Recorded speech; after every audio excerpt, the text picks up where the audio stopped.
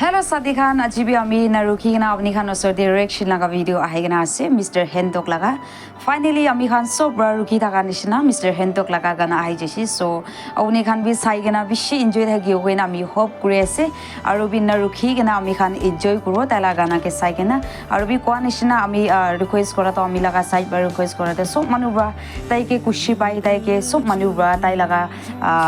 gana ke kushi pai so etu nishina aru bi ami khan sai kla nuhina tai ke bi aru bishi othai di aru bishi ami khan tai ke bi support kuru de koina moi etu bi janai di ase aru bi ami khan sai she moi kali sai she inia nohina aru bi ami khan naruki gena ami khan sob iki lokore aru bi tai la gana ke sai gena enjoy kuru de koina moi first day to janai di ase chalo thik ase ami khan sob iki lokore enjoy kuru tai la gana ke sai gena de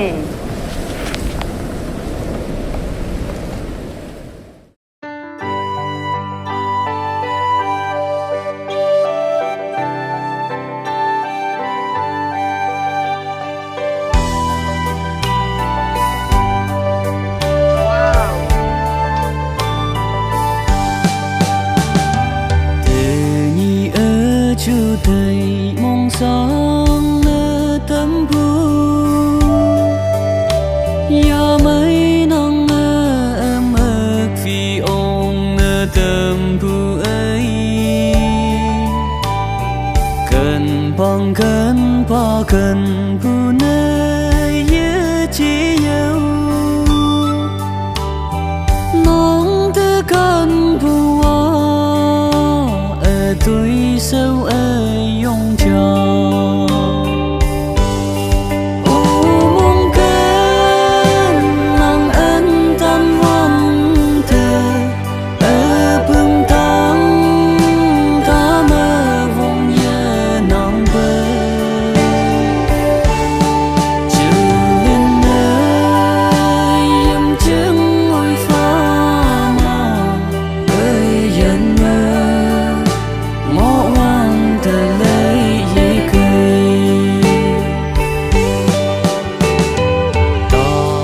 có vong lòng ơi gió mây như lưng bù ở phía chân ta chẳng nhoi nở lưng xị phong có vong nắng ở sông mình như xa bù cái cơn bù như phơi yon payung mong kén nàng ân tâm vong thề ở bưng tăng ta mơ vong nhẹ nàng bơ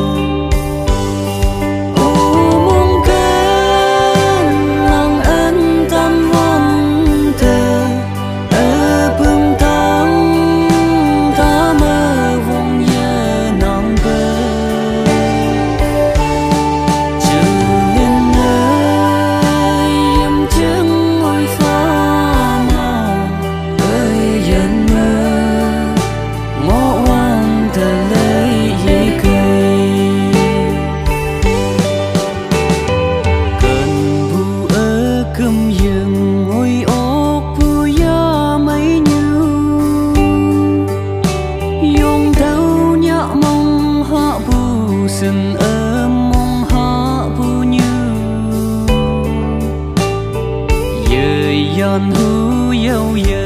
yan hu mong long mãi phai yên nhã mình yan ya ô ý chi bu long thầy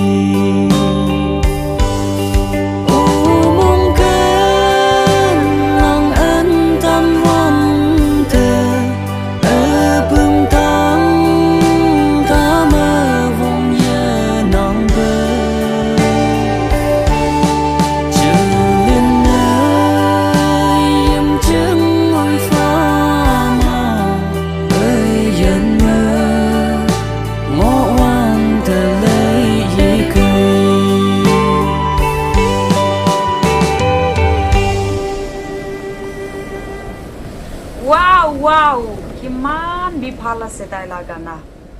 So, wanishna agniya sobi kilogode pai ami khan bi kushi pai dekibo aro itu nishna ami khan sobi tai ga aro bi beshi othai di ode koina moi ajila video do imate khatam kuri ase. So,